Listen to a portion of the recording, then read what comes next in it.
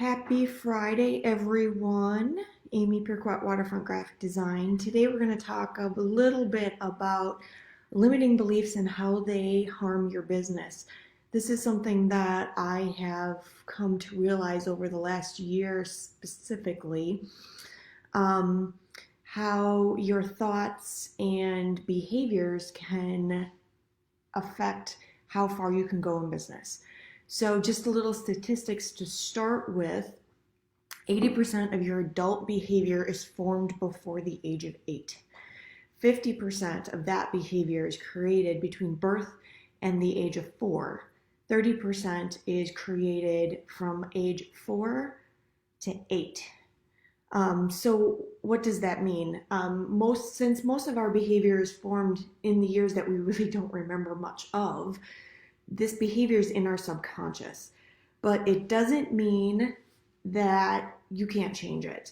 A lot of times in business, we don't take chances. More often than not, we talk ourselves out of doing things that we want to do. It's the self-talk, our inner self-talk, the voice in your head that keeps telling you that you can't do it, you can't do it, you can't do it. More often than not, it's something that happened in our childhood, probably before that 8-year range that I mentioned earlier. And this is something that was said to you or done to you. Someone said something to you when you were 5 years old, or you can't do that, or you're not smart enough, or you're not, pretty, or you're not whatever. So we keep saying this over and over and over to ourselves. It's called a limiting belief. So what are some of the examples of limiting beliefs that we could play in like a record in our head? I'm a bad person. I can't do this. Everyone is better than me. I'm not an expert. People will judge me. I don't deserve this. I always mess up. I'm just not good enough. These are all forms of limiting beliefs. So these inner dialogues destroy our chances of succeeding and truly limit your success as a business owner. Hi, Susan. How you doing? So when we say these negative things to ourselves, it's a subconscious belief that we don't deserve or we can't do it. So there is a way to work past this. Even though it's in our subconscious, we can work on it. So the first step is to gain awareness. You can't fix a problem that you don't know exists.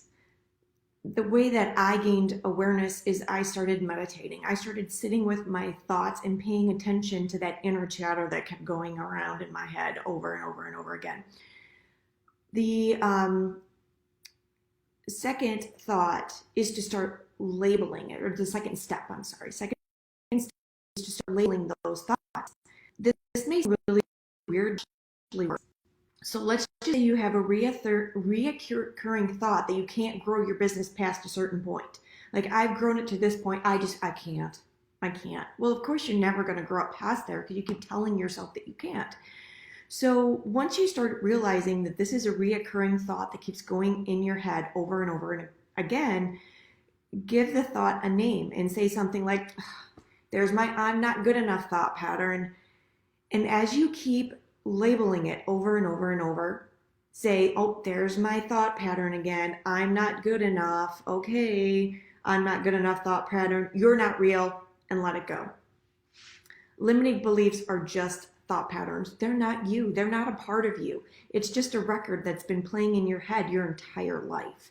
When you identify them, label them, they stop, over time, they stop being a part of you. You detach yourself from this belief and you stop believing it.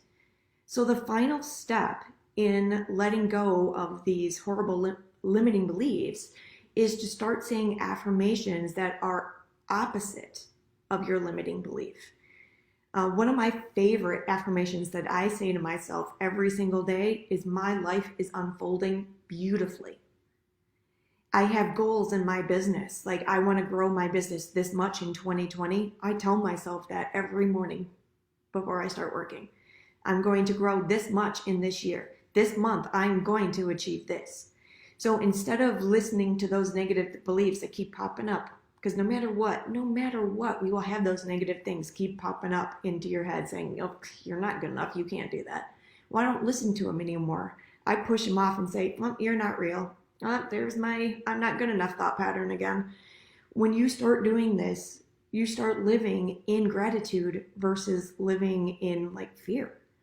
So, if anybody has any questions, I'd be more than happy to talk to anybody about this. Again, I've been studying this pretty heavily for the last couple of years, but very intently in the last year. So, the more positive things that you say to yourself and do for yourself, the better your life becomes. All right, everybody have a wonderful day, and I will see you later. Bye bye.